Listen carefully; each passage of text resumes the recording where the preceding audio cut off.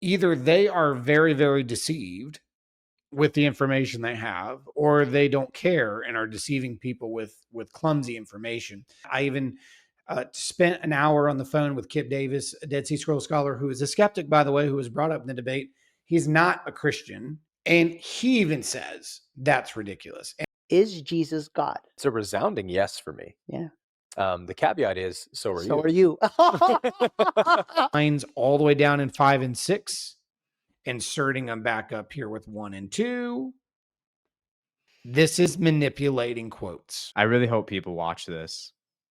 I really hope people watch this. Hi, everyone. By now, you've seen the debate. And although I'm sure people are having a mixture of feelings, which was my concern from the beginning, really the reason why is because I kind of understand the mindset, if you will, or the fragility, if you will, of new believers, people who are not really grounded in the Word of God, aka the Bible. And although Aaron and Cam are good people, like I both consider them, friends of mine, they presented a lot of things with a lot of confidence. And I don't want to put them in the camp of Billy Carson, but this is the pattern of these people. They present things with confidence that lacks evidence. And if you don't have discernment of what's actually in the Bible, of church history as well, of patristic fathers, then it could be very easy to be deceived. So, me and Steven kind of reconciled, and we just thought it would be great to kind of go back and go through the facts. More so him, because he's the scholar here. I'm just the peon, but I'm interested in truth. And the reason I am interested in truth is because I've been deceived by spiritual leaders and gurus who sound really good, who even look elegant and beautiful and seem like they're all loving and have all this kindness, and maybe they do, but what's presented and what's actually going on, in my experience, has always really been two different things. And that was ultimately what led me to Jesus. But then once I came to Jesus, I started finding people like Aaron. And as a new ager, I naturally gravitated towards him because I was like, oh, look, it's my old theology with a new age, with Jesus involved. And that's naturally what any new ager is going to do, which is why they gravitate towards things like deliverance ministries and all these different things, because their theology is broken. They're messed up. My head and heart is wicked. So I can't really rely on my old worldview and put it up against the Bible. They're incompatible. And it's sad to me to see new believers kind of get swooped up by these. And Aaron's not the only one that does this. It's a whole industry. It's called the New Thought movement. My friend Melissa just wrote a whole book on it called Happy Lies, which I highly recommend you guys read. I'm actually going to have her on my channel in a few weeks. But this is a big problem. And it breaks my heart because fragile new believers, they jump from the new age to just a different version of the new age with Jesus as the mascot, but it's not the gospels. It's not biblical truth at all.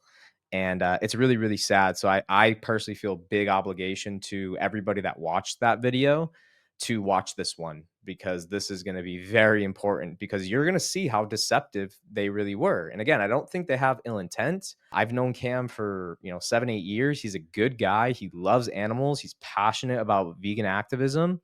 But these two are not Christians, and they can't pretend they are. And if they do, I feel like that's just a little dishonest to the foundation of the debate. Because my last point is this: if you're presenting yourself as a Christian, but you don't believe in something like the Trinity, you're already going into the debate with two conflicting theologies about the nature of God. And that is going to not really set up a fair debate. And to me, it just felt very, a little dishonest. And I just really want to clear the air, because I don't want people to fall for non-truth. I've been pushing people towards that my whole life, and I'm done doing that. So I know it was a long-winded intro, but Stephen, feel free to share your thoughts. No, I agree on the niceties there was. I think Cam and Aaron were very nice in their approach. I think they brought up some interesting points that would make anybody pause and go, oh, wait, I need to think about that. Or I've never thought about that.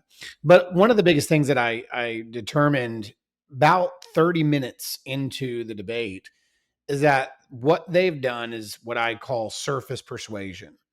And that is, you can take a lot of information, accumulate it where it looks really good on the surface, like you're building a case, and it's very persuasive because they're both great speakers. I mean, Aaron's a really Absolutely. good speaker, he's a good talker, and by persuasion of words and building a really fast-paced bullet point case, it looks like they're actually making sense. Mm, The thing that I felt about, because I remember talking to Wes right after the debate was over, because it was super late. It was like 1:30 in the morning when we were done. yeah. Wes and I talked for about 15, 20 minutes and then crashed. And one of the things I remember telling Wes, we were talking about how long it was. And my first reaction was, we crippled them at the root because we challenged the surface level ideas and took it to the deep roots and showed that it was fundamentally flawed. So Mm, if the root system is rotten, everything else that looks good on top is going to fold and fade when it goes against pressure. And the pressure was, we were actually bringing historical facts. We were going to the original languages. We were bringing archaeological discovery into it. We were bringing church father quotes and rightly looking at them, showing that the church fathers that they were representing were actually against what they were saying, not for it, which we'll do a little bit of today as well. So I don't think that they necessarily have this like evil intent necessarily. I'll try to give them the benefit of the doubt. no, I don't think so at all. Either they are very, very deceived with the information they have, or they don't care and are deceiving people with clumsy information. And so my response to them would be, looking at that debate, is that they presented a lot of really good sounding stuff, and if somebody's just going to be surface level, it's going to catch their mind, it's going to catch their eye. But if you're willing to get into the facts, if you're willing to get into the deep roots behind what holds their position, I felt like we spent 5 hours cutting the root. We weren't aiming to be catchy and flashy. We were aiming to actually challenge the surface level deep and hit it deep. Because if we could prove that it was not deeply rooted and that it was just simply a bunch of surface level stuff that's persuasive, if we were able to do that, the whole construct of their argument and belief system falls apart. And I think that's what we accomplished. And I know people are going to come into this emotionally and say, that's ridiculous. No way, not a chance. But I don't deal in feelings as much. Those days are over. My goal is to deal in facts. And that's why my podcast is called Facts, even though it's an acronym. It is meant to show we're doing the facts about the fathers, Apocrypha, canon, text, and scripture.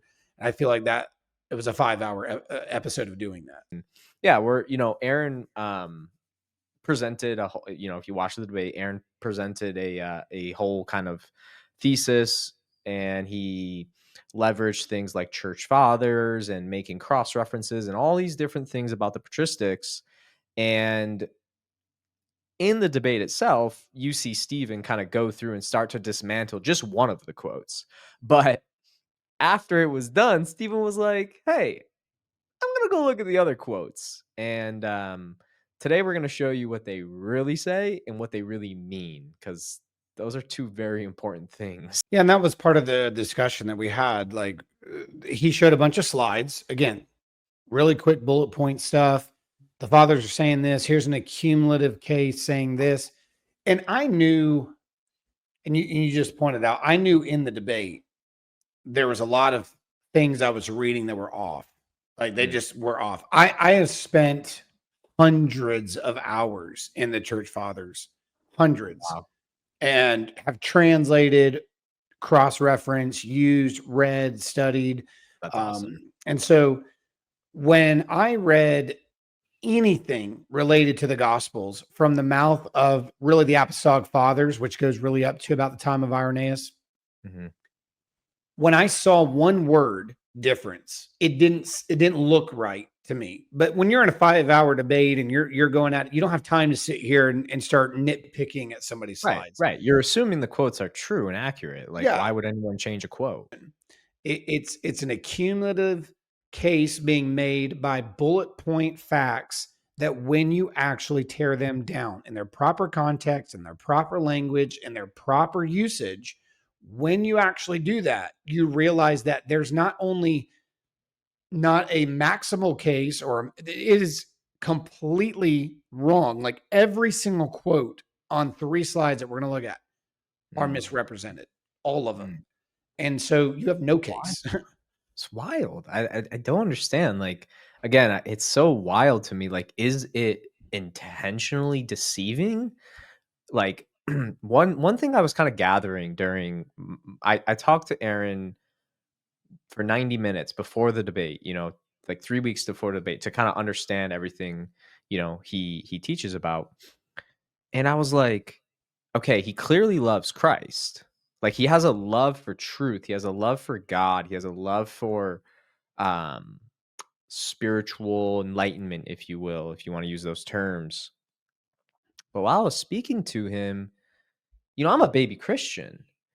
So I don't he claims he grew up in the church. He went to seminary. He did all these things. And just by the way he was speaking, I was like, okay, whoever taught him Christianity didn't do a good job, and he didn't get like a good doctrine, or he has a lot of church hurt. Like, he has a problem with the religion of Christianity in the ways it's taught in the mainstream. And I think during this debate, that was revealed a little bit, because we asked the question about the salvation. Is it just a matter of stating some facts? And I went back to Aaron's Instagram, and I saw he really jabs at this, and I get why he jabs at it. It makes a lot of sense. But I just couldn't. And then when you told me this was so bad, and then you sent me your PDF breaking down the quotes, I was like, I don't know what they're doing. Is it they have a bias, and they're going into this, and they want so bad for all these things to be true, so they're kind of like what you said in the debate, cutting, editing, taking out, adding, tweaking. But how can you say you're a truth seeker if you're having to do those things to fit this grand conspiracy? Like, I don't know how you can ethically do that as somebody who claims to be a truth seeker. It just blows my mind. I mean, it doesn't blow my mind because I spent 13 years in that world, but Aaron and Cam, to me, are in a little bit of a different camp than some of my gurus that I studied with. And I have a deep belief that the deception that is taking place in our culture is not to take away Jesus. It's not to take away God. It's to alter the meaning of the text and to replace it with something else, the meaning. And that's where real deception starts to happen. I just did a whole video on this today, actually. But yeah, so we're going to go through and just speak cold, hard truths. And I think, Stephen, too, I'm going to ask you some questions, because I would love to learn the context of these church Sure. fathers. And I think the audience will too. Sure. Absolutely. Cool. So let's get into this. So we kind of fast forward the first, hour and a half, because we want to just focus on kind of Aaron's quotes and his kind of presentation. And we're going to react to that. And Stephen, at any moment, just kind of let me know when to Sure. pause. What these documents say are, according to Tabor, the Dead Sea Scroll community was a baptizing, messianic, apocalyptic group with a teacher of righteousness, 12 council members, and 3 appointed priests. And that specifically comes from the community rule. They describe themselves as preparing the way of the Lord in the wilderness. They call themselves the people of the new covenant. They see themselves as the temple of God. They forbid divorce. They share everything in common and oppose animal sacrifices. So right there, we see a lot of commonalities with the Jesus movement in the New Testament. So just like, I don't want to spend a lot of time on these quotes because I want to get to the church father ones, but there is something to note about this, because we didn't get into this because obviously 5 hours had went by and we didn't touch most of the subjects we wanted to touch. And I know that people are listening are probably having a hard time believing that, but we really didn't. Yeah. There are things that he just said about from Tabor about the perspective of the Dead Sea Scrolls, looking at these words like the righteous teacher, the wicked priest. I mean, when you start getting into this discussion, he's talking about the War Scroll, the Habakkuk Pesher, and the Nahum Pesher. And he has done entire videos, and he has broke them down in his videos. He actually has one on why the 12 disciples oppose Paul or something like that. It's worded something like that. And that Paul's gospel is a false gospel. And he actually starts using these texts, the Dead Sea Scroll texts, to like make these kind of comments about the wicked priest. And so I thought that was interesting that he brought it up. I'm sad we didn't get into it, because he tries to make the argument in one of his videos. In fact, I actually had some of his quotes at one point at minute marks where he talks about how James, Paul, and Ananus were the three figures that the Dead Sea Scrolls were talking about. So he goes into this because he's talking about the War Scrolls, he's talking about the Habakkuk Pesher, that James the Just is actually the righteous teacher.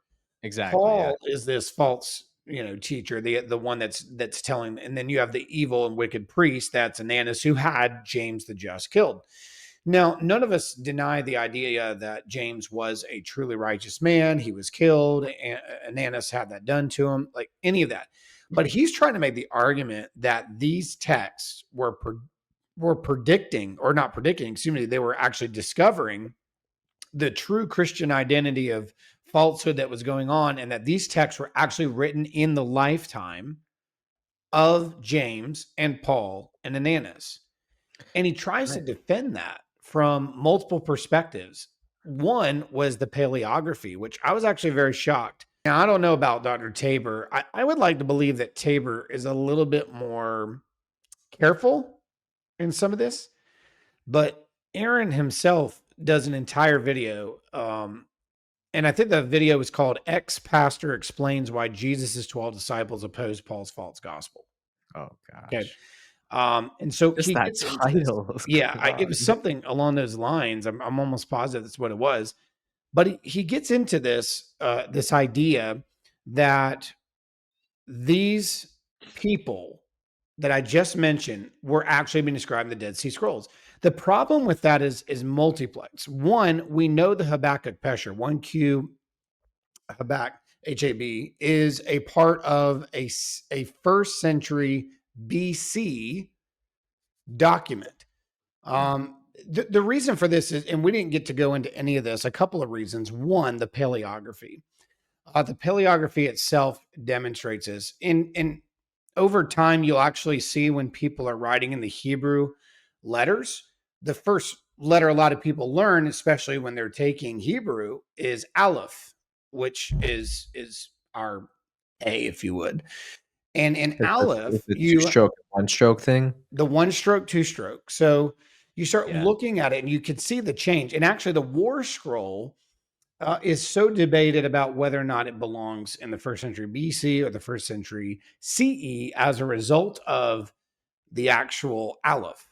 Mm. But we do know that the War Scroll itself actually has earlier texts that were in the Qumran cave that are second and first century BC. So it is actually the final product of an already narrated idea. There's already proto-text behind it.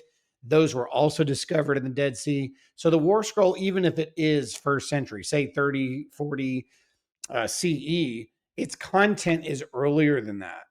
And so he tried to paint a lot of this up, and it just doesn't work. And in fact, in that video, he makes the argument, well, there were coins that were found in the caves that are around the same exact timeline. What he didn't tell you is there were coins particularly found in more than one cave, the two of which he's referring to. He was talking about coins that are first century CE, but they were not found in cave 1, which is where the Habakkuk Pesher, the War Scroll, was found. These coins he's talking about a date are actually in cave 4. The coins that were found in cave 1 with the Habakkuk Pesher and the War Scroll are actually not first century CE. They're first century BC. And the reason we know that is because the inscriptions on them that we're showing, these were a part of that group and that timeline. And so even when he was going into, well, even the coins prove that these documents are at that time, but the coins he was referring to were in cave 4, the coins that were in the actual cave with the documents he just spent his whole time making his argument from, are actually the time we would all, and all the paleography dates these manuscripts and dates these documents. So he tried to bring that up, and we didn't get into it, but I just wanted to make a quick note of it because there's much more that I could actually say about that with the War Scroll. Right. But right there, just on how he's using the Dead Sea Scrolls as a weapon against Paul, Right. that Paul was this person, and Right, the he was the wicked reason one. these things happen. He was the wicked one. No. Not even possible, because these documents preceded their lifetime.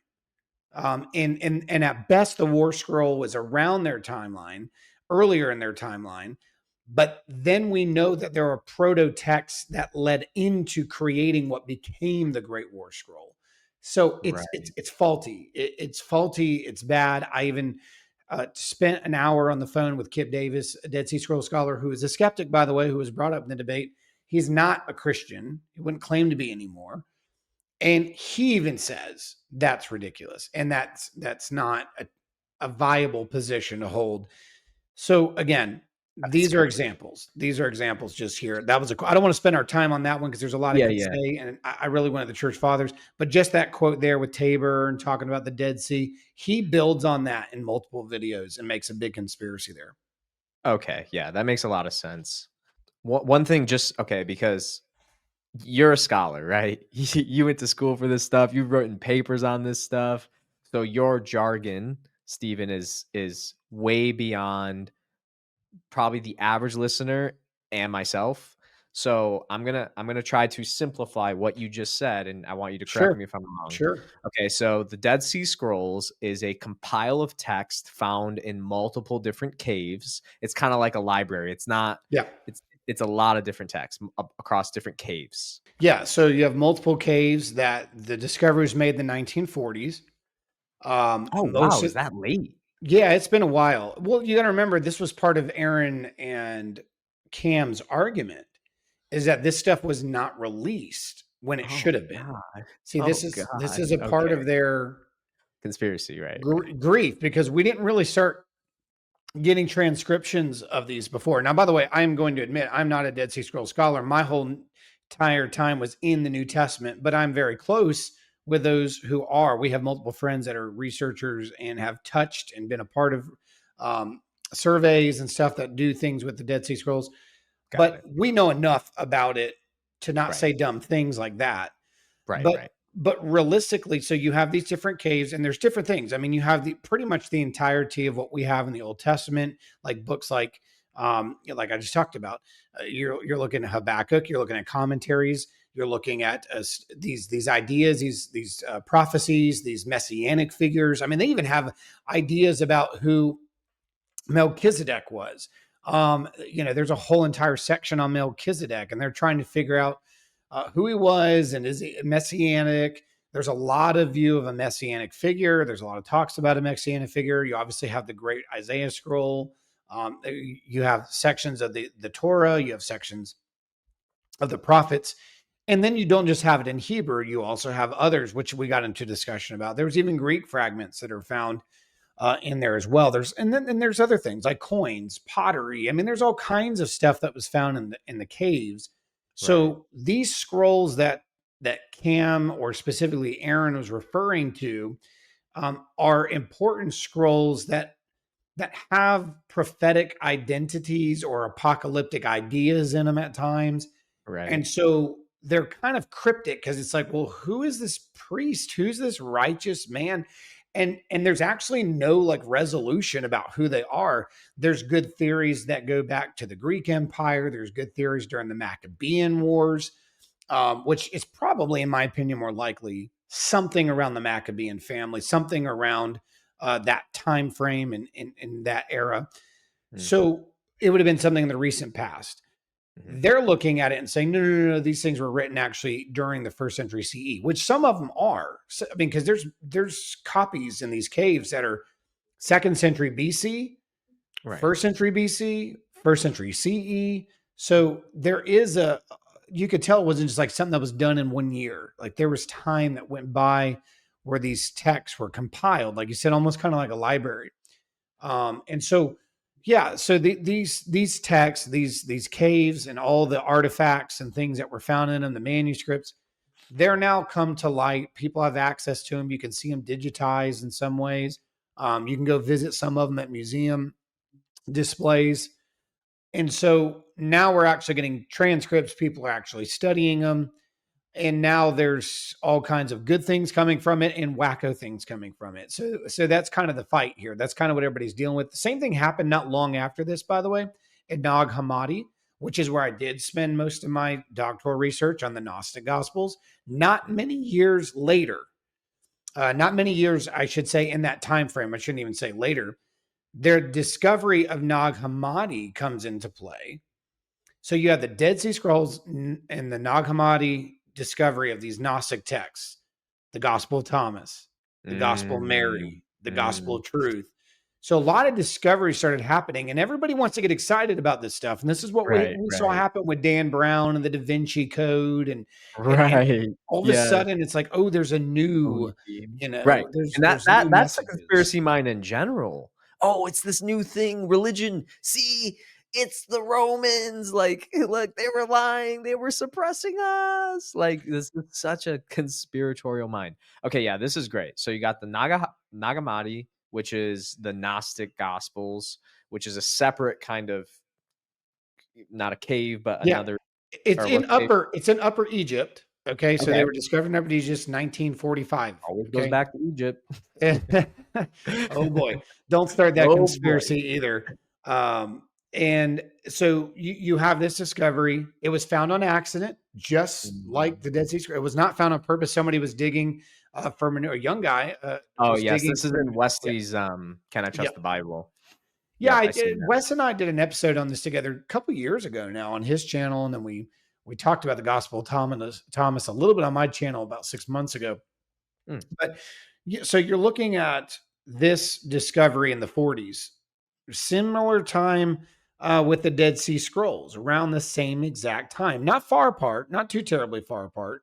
And none of Mhm. them were discovered by people like, oh, let's go dig and see if we can go find something. Both are found kind of on Accidental. accident. Yeah. Somebody digging for manure hits these things, hit something and then didn't know what they were and just took them to an antique shop, and there's all Wow. kinds of stories about what happened after that. But all of a sudden there's the hidden meanings, and then that's where we get all these conspiracies, and that's the concern with these things with the Dead Sea Scrolls, because there are theories that can be found in the Dead Sea, right? Mhm. There's things that we didn't have access to, like the War Scroll, for example. Those are things that were very, very important. So you have Nag Hammadi 1945, and then you have a lot of the Dead Sea started around 1947, around that same time. So Gosh, what again, a crazy timing yeah, I for mean the both 40s those. were killing it. The problem is nobody, and again, not on purpose. It was not Right, found right. on purpose. So we have Oh, the 40s finding these major discoveries, and now we're actually starting to get into them, and people are actually starting to study them. And so some people are using them properly and some people are not using them with historical framework. And when you do things without historical framework, you're left to interpret them by yourself. And when you're left to interpret them by yourself, things do not mean what they always appear to mean. For example, I mean, this is a crazy one. Like when you're looking at the Gospel of Philip, or this which is a concept of Gnostic Jesus, gospel. yeah, one of the Gospels of the Gnostic library there, Jesus kissed Mary on the mouth, right? So this is kind of like the love affair thing that happened between Jesus and Mary, right? Oh, Well, that's huge in the New Age, man. but if you actually look at the other texts, you'll see that he does that to the apostles too. But the thing is you have to study Gnostic theology to understand what they're actually meaning by that, because it doesn't mean that there was some like romantic kiss. It means that he was giving her, just like his disciples, direct revelation. It was direct revelation. It wasn't from somebody else's mouth. It was straight from the horse's mouth, as we say. And Mm. so there's meaning behind the gospel saying things like that. Well, if somebody just reads that, it's like, oh my goodness, Jesus must have had a crush on Mary Magdalene over here, and Right. and so this is where, again, we have to have historical context and framework when we're looking at text, especially that went missing for a long period of time. And we need to be able to have that framework to say, what do the Gnostics believe in what we have accumulatively in history to interpret? And I will admit, there are things in the Gospels of these Gospels that we're not exactly sure what was meant because we have no framework to help us. We're Mm. simply giving a hypothesis, and then we're going out and saying this is probably the most ideal solution for it. But there are certain sayings, like in the Gospel of Thomas, when I went through all 114 and had to write a 25,000 word research on them, I, Wow. I couldn't find on, I think, two or three sayings any help and source to understand what was being said, because there are things that we lost the historical framework for. So again, This is what happens when we take historic texts that we don't have framework for, we create narratives off of because of what it sounds like, but it's really not what it means. And that's what I think we're seeing happen in a lot of ways with some of these other texts that we're going to get into. Yeah, and just for the record, everyone listening, just so you're clear, the Gnostic Gospel of Thomas and Philip, these are fraudulent documents, proven fraudulent. Mhm. So is that fully accurate? No, yeah, they are. In fact, I think I want to say Aaron brought up the Gospel of Thomas. No, he didn't in this debate, but he used to bring it up a lot more in I old feel like I heard conversations. him or somebody say it kind of in passing. It was just like a really quick statement. But yeah, I mean, the Gospel of Thomas, we can demonstrate that it borrowed from Matthew, Mark, Right. Luke, and John, all Right. four. Is it to So me, yeah, the gospel Gnostic or the Gospel of Thomas is like picture perfect Gnosticism in my view. yeah, and it's a sayings gospel. I think he did bring it up because we were talking about. I Did can't he? remember. It was 5 hours, man. I know. Okay, so just to wrap this point, there is a conspiracy pretty much in the Dead Sea Scrolls that there's this future wicked one, great teacher, and what's the other thing? So he's actually saying that it's not future. He's saying that whoever wrote this was actually reporting the present. That James was the righteous teacher. You have Paul, who's That makes it so much more interesting. it makes it interesting, but it makes it even harder to prove because Right, now you're right, dealing with text exactly. that paleography is simply put in the first century CE. So now you're having to rob a couple of years to come to that conclusion. That Ananus is the high priest. So who had James the Just killed? So that's his theory. That's where he breaks it down. And he kind of hints at that in that opening slide. And I'm sure if we had time to go through it, he would have been happy to defend that case because he's made it on multiple programs. Right. Right, because James is the leader of the Essenes The or something, Essenes, and yeah, he's also a vegetarian, and where we know he's a vegetarian in our gospel, so that adds to the theory. sure.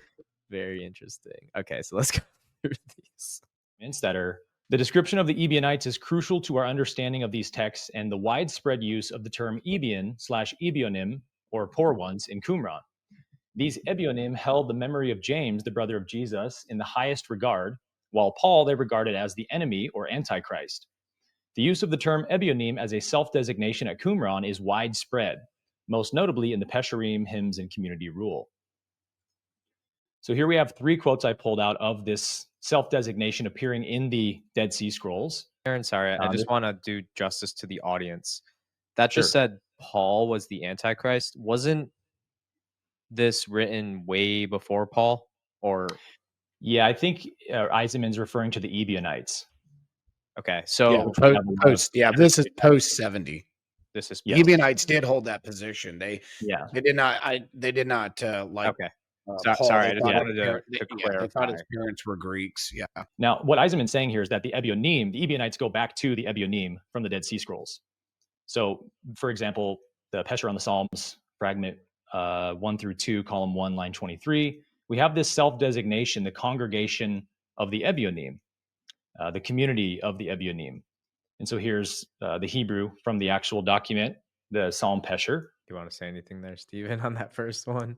I guess my point on this is that we and people that watch the debate, we spent a lot of time talking about how similar does not mean same.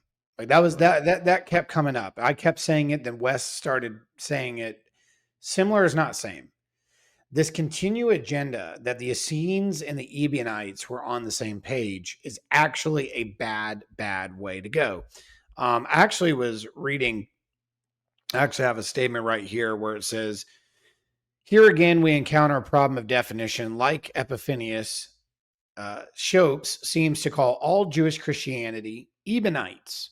However, most modern researchers reserve this term for the more extreme forms of Jewish Christianity, especially those holding to adoptionist Christology, opposed to any form of pre-existence.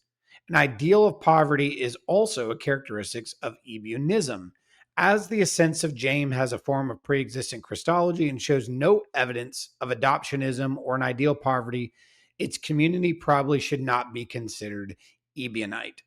And so this is what And this is the dissertation, by the way. This is one of the things that I kept running into and finding over and over again. People have consistently tried to do what they just did right now. Well, these seem very similar, so they must come from the same thing. Well, they actually don't. And that was the point that he was making here, is that just because a Jewish Christian group who observes Torah shows up and has a high value of Torah doesn't mean they're a part of the same groups, because there's actually a difference here. And this is one of the things that was brought up. And again, we didn't get into a lot of the ascents of James. I'm sure, based on the script notes of talking points that you sent all four of us, I think Aaron wanted to talk about it at some point, and it didn't, unfortunately. Mm-hmm. But there's major differences between the view of the Ebionites and the Essenes on how they viewed the Messiah, for example. And there's even issues within people groups that call themselves Ebionites, what we get into. Some believed in an eternal Messiah. Some believed in a created Messiah.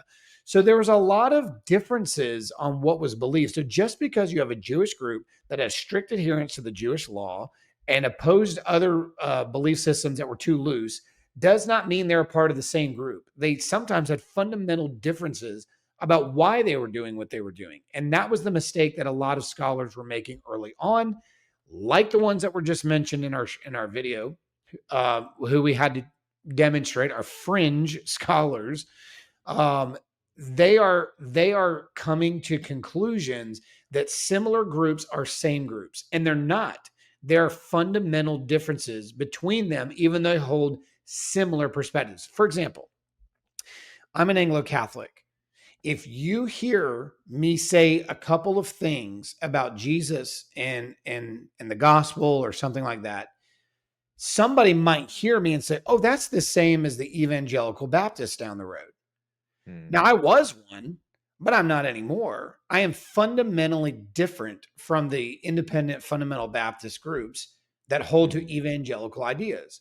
We are similar in that we affirm very similar tenets of Christianity, but we are fundamentally different in why we do it. Everything from baptism to the Lord's Supper to ordination, Eucharist. to Eucharist, all of those things. We have a completely different view and interpretation of those things, but we say similar things in Christianity.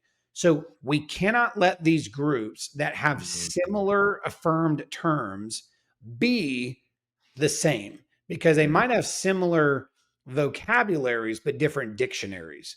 And that's what we That's the find meaning.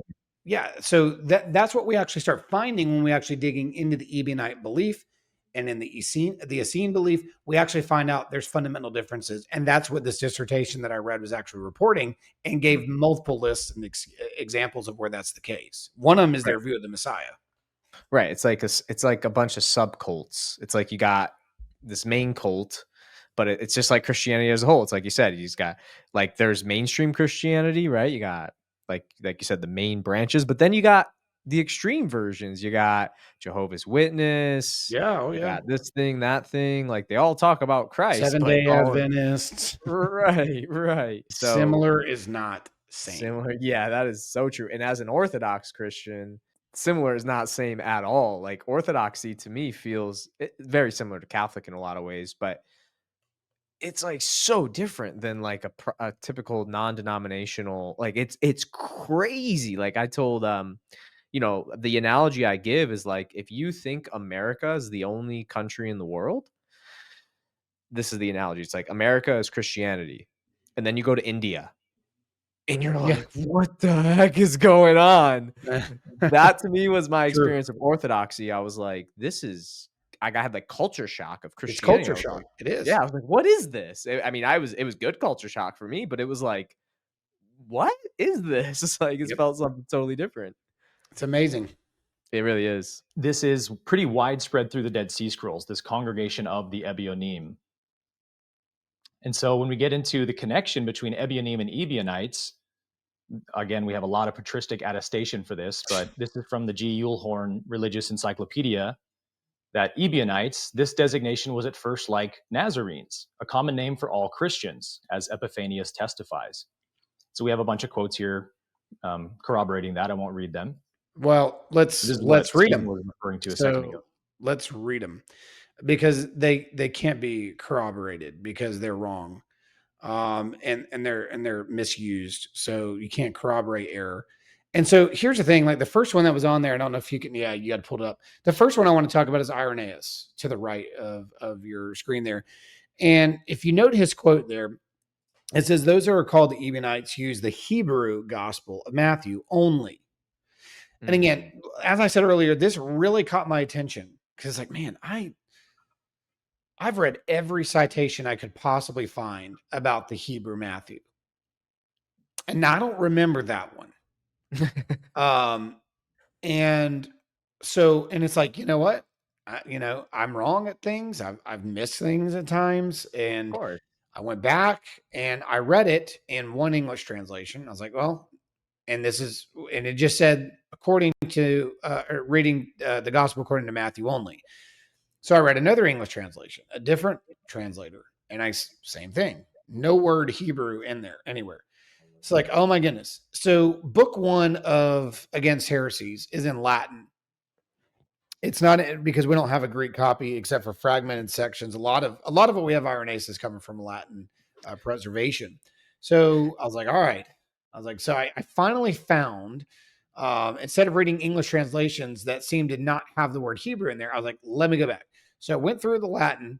I even fact checked it with my Latin friend scholar and send it over to him. I said, is the word Hebrew in here? Because I mean, I'm decent at Latin enough to know that it's not here, but I just want somebody that's a scholar to tell me the word Hebrew is not anywhere in here. The word Hebrew gospel is not anywhere in there. It's just the gospel of Matthew. Now, what's interesting is, So Aaron changed the quote from Irenaeus. either Aaron or the person he copy and pasted the quote from. So I Got want to be it. careful not to accuse Aaron here of Okay. doing there's definitely intentional changes. And as we go through these, you're going to see there's major reconstruction going on. So I don't want to accuse Aaron of doing it, but it's either Right. Aaron or somebody that he's copying or listening to, and he's taking their word for it.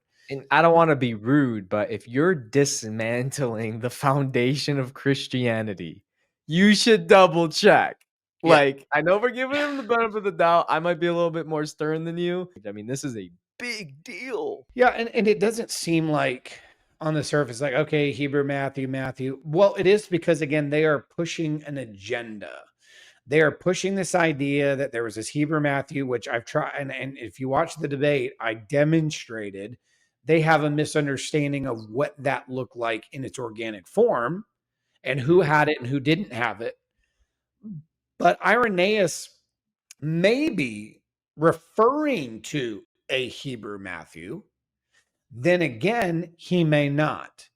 And the reason he may not be is because in the debate, I demonstrated to our friend Aaron and Cam, our friends Aaron and Cam, that actually the Hebrew Matthew they were using was a mutilated form. And that mutilated form had additions. And they admitted that the Epiphanius had actually preserved some of the additions that were in it. Now, Right. He had like 18 quotes or something, or 12 it's quotes. over 20.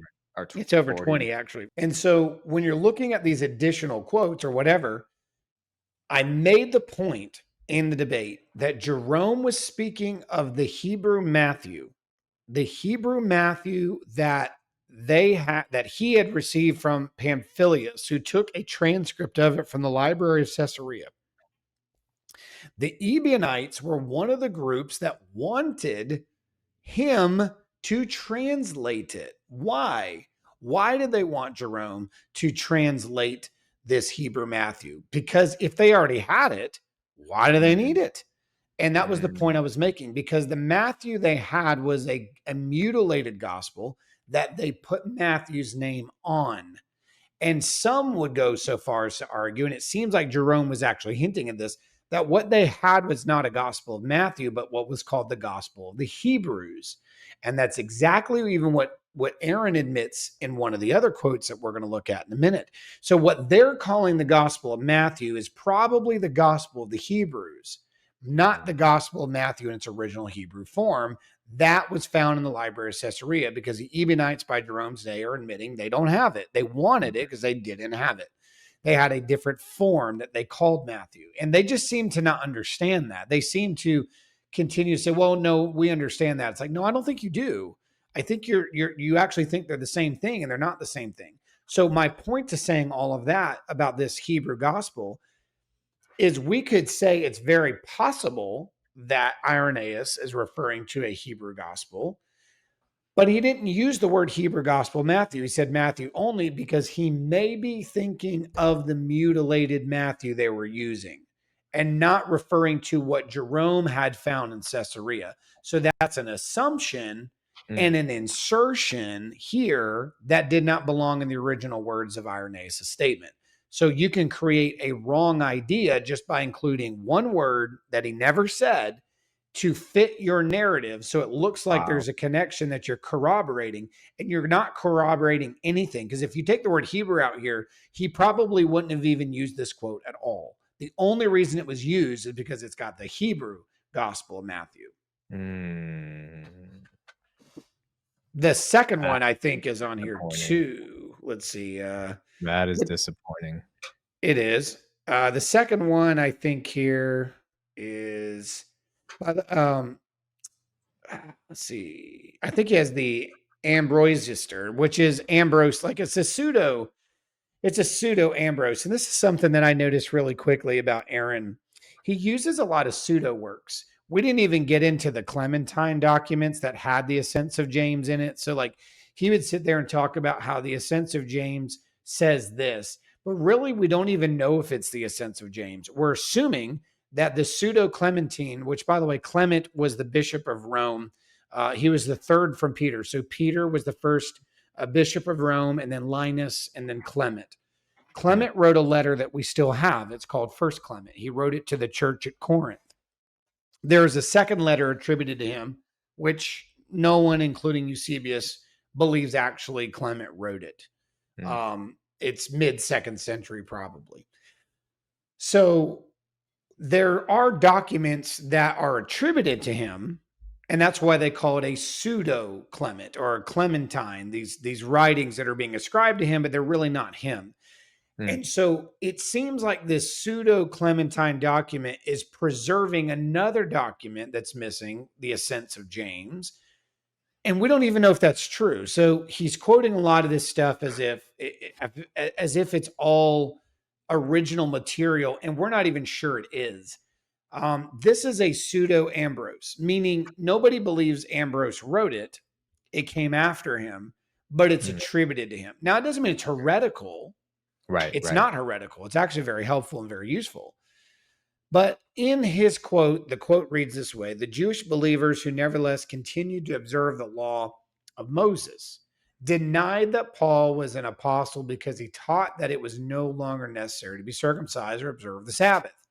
Even the other apostles thought that he was teaching something different because of this, and they denied he was an apostle. Now, if I'm just reading this on the surface, by the way, notice that he puts no citations to any of his stuff. That's very interesting. In fact, notice I just copy and pasted his Irenaeus 180. I have to I spent most of my time having to go back and find these quotes, by the way. So this is Against Heresies. This is book 1. That's a great book, by the way. Chapter 26. Book 3 is my favorite, but I like book 1 as well. But notice this. Just the pseudo Ambrose. That's all it says, right? Well, we actually have to find it because it's on his Pauline epistles to 1 Corinthians 9:2. I had to go back and find this. Now, what was interesting is when I was going in and I was looking for this, I ran into a problem because I couldn't find it.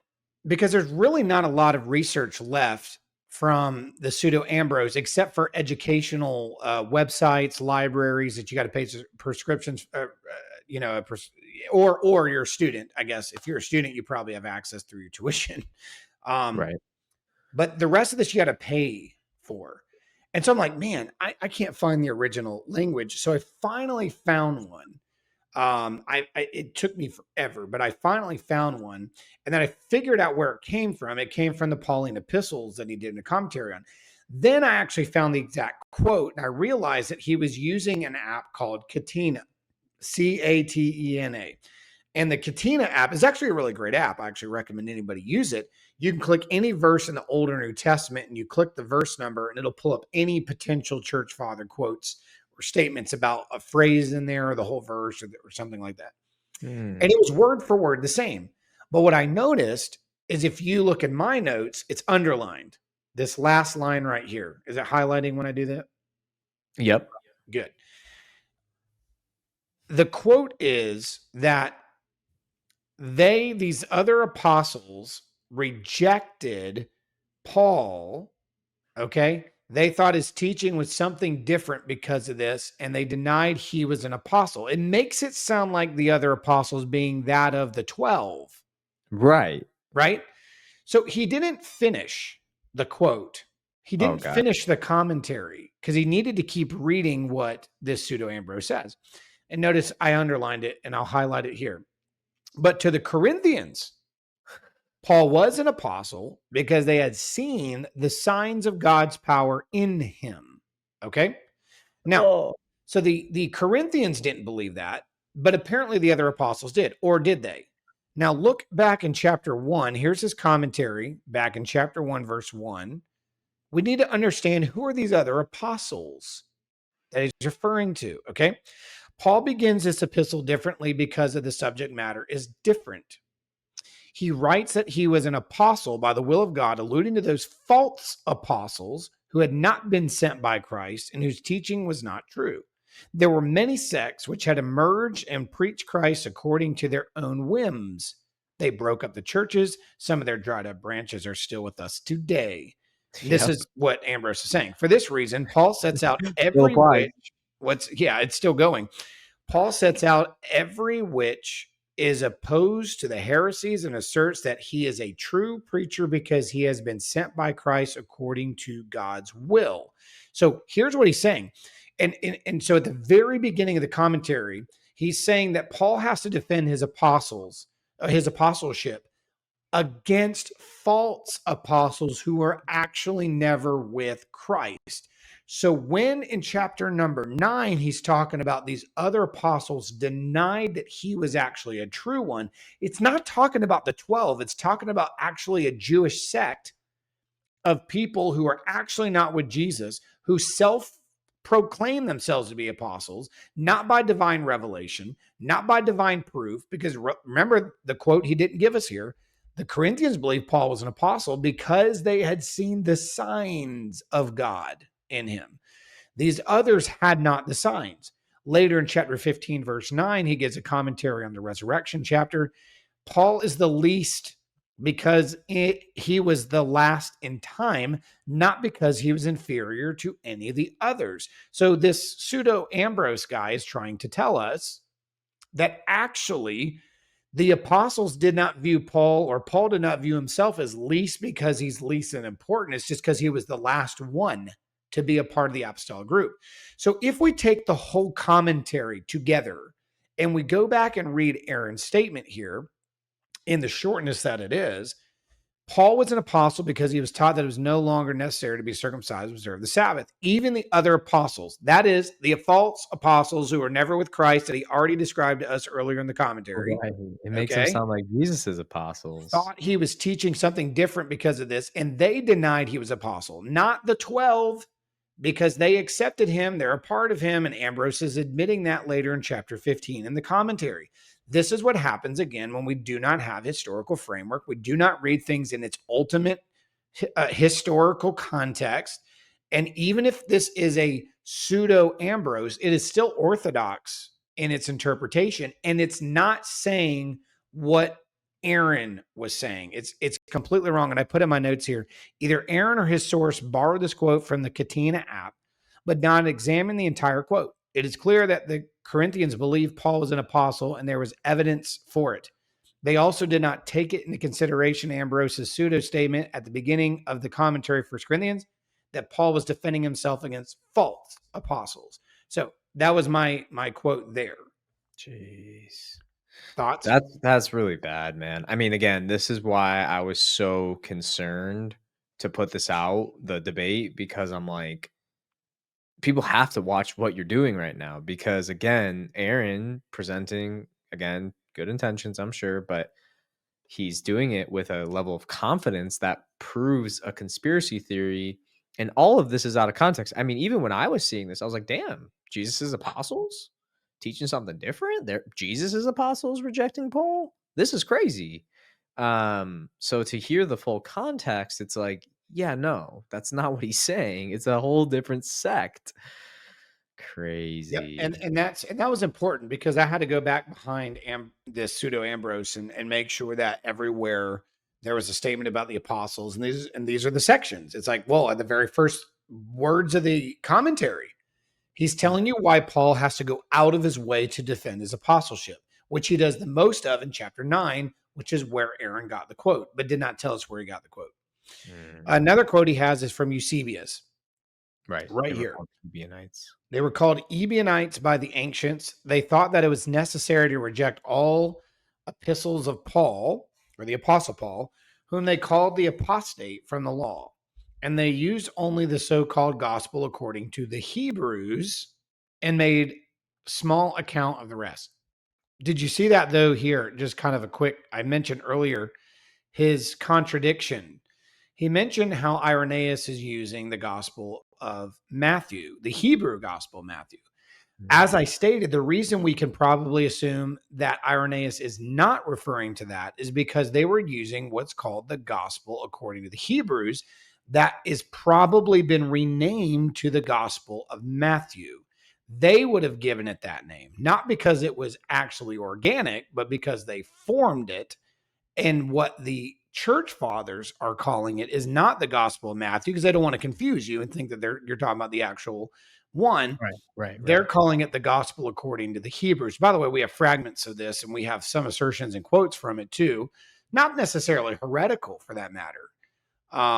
It would have been great interest for people to know that one of the debates we got into in the 5-hour discussion was about the story of the woman caught in adultery, which we said that we didn't believe was in John's gospel. We have good reason and evidence to believe a similar story to that was in the gospel of the Hebrews, by the way.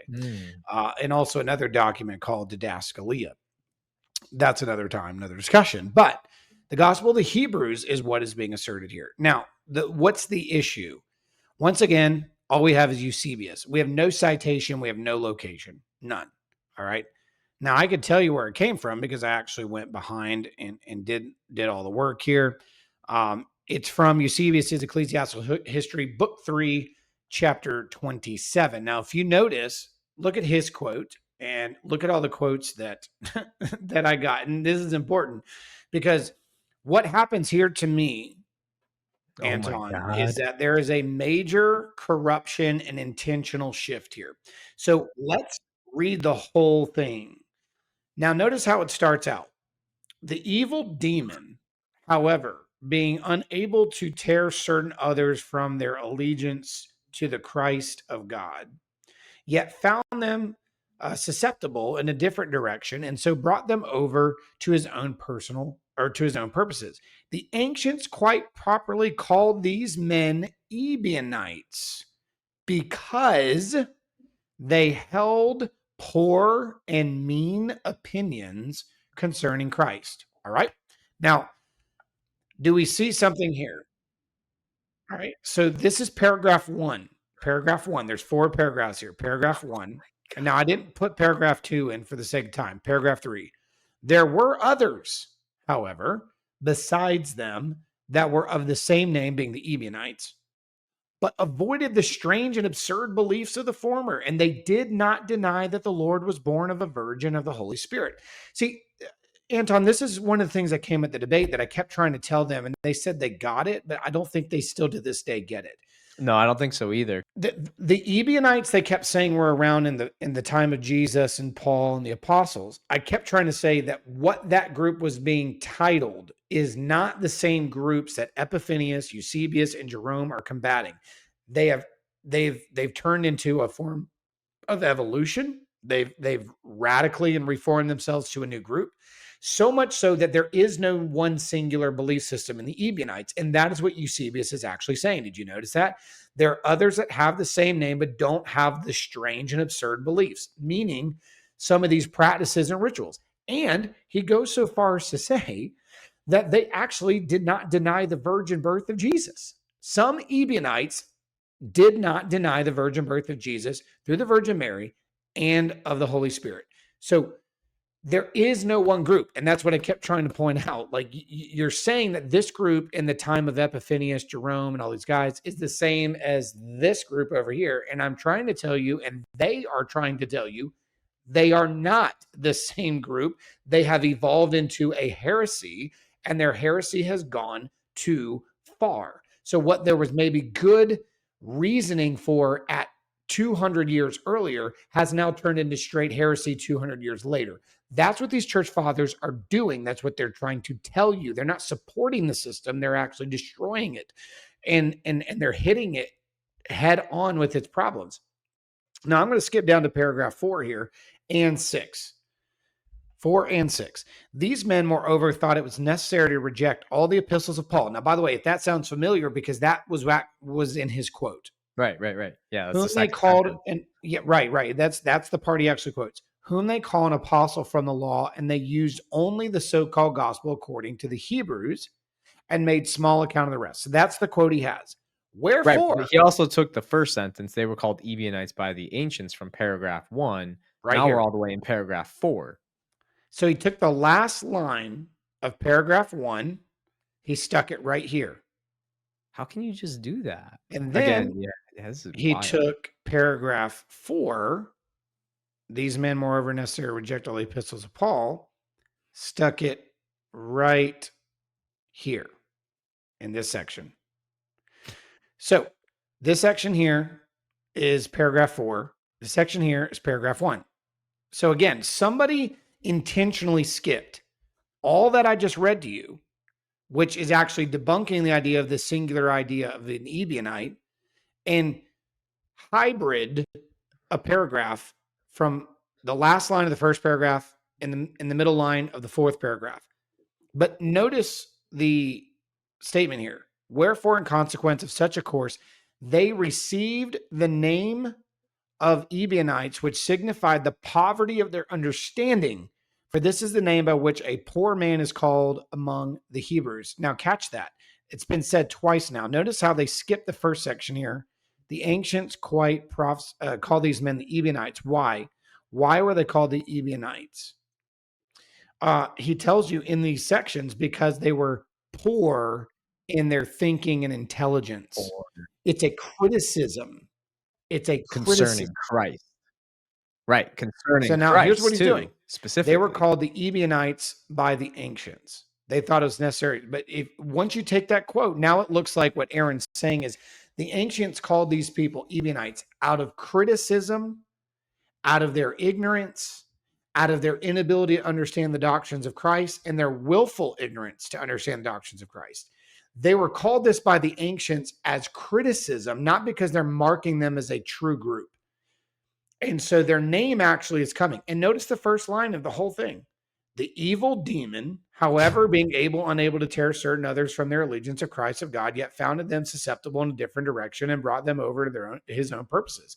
The ancients call properly these men Ebionites, that he originally called evil demon, who actually persuaded them into this group.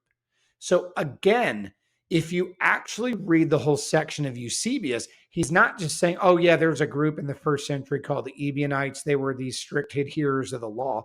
That's not what Eusebius is trying to get you to understand. That's not what Eusebius is trying to tell you about this group at all. He's telling you an evil man brought him over of a bunch of people who are ignorant and void of the doctrine of Christ. And they got their name because they're poor in their brains, not because they're poor in their pockets.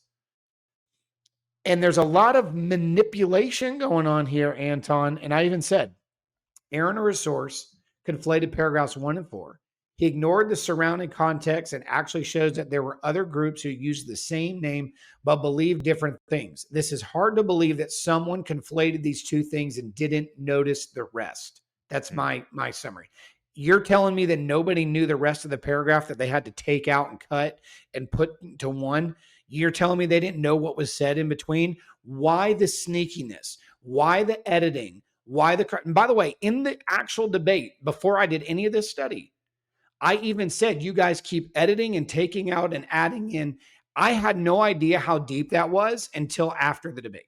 I could Wow. sense it in the Right, right, debate, right. You but call it out. it was worse than I thought. Just the surface level made me come to that conclusion in the debate. But Well, man, yeah. when you get into this, it's deep. It's deeply flawed. Oh, yeah, I mean, it clearly has an agenda, so it was either, like I said, likely Aaron's sources, because I feel like Aaron is the type of guy where if he saw that whole quote, maybe not at this stage because he's too deep in, but when he started originally going down this rabbit hole, he would have been like, "Oh, like this is wrong." But he probably heard it, like you said, from somebody else and didn't double check it. So now a deceiver is deceiving somebody, and now Aaron is deceived and deceiving more people. Well, what's ironic about this, Anton, is that he said that this is corroborated. It is corroborating something, but it's actually going to deflate his position because you can corroborate all of these church fathers and they're actually going to condemn their position in the end. When you Wow. properly corroborate it, it's not approving their position, it's condemning it. And that's what's the irony here. On the next slide, I think it's the next slide on the video. I can stop sharing mine if you need me to for a minute. Yeah. Yeah. Let's have him explain. I think, too, what's so funny?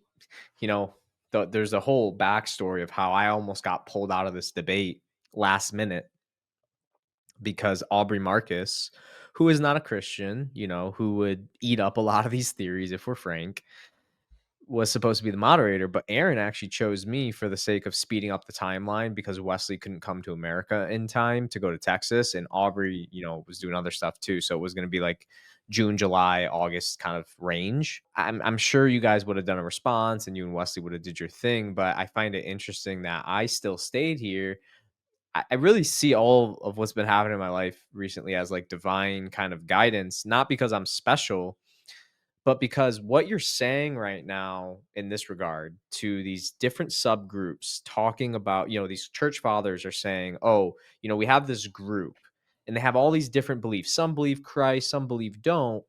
This to me is parallel to what the new age and new thoughts movements are of the modern day.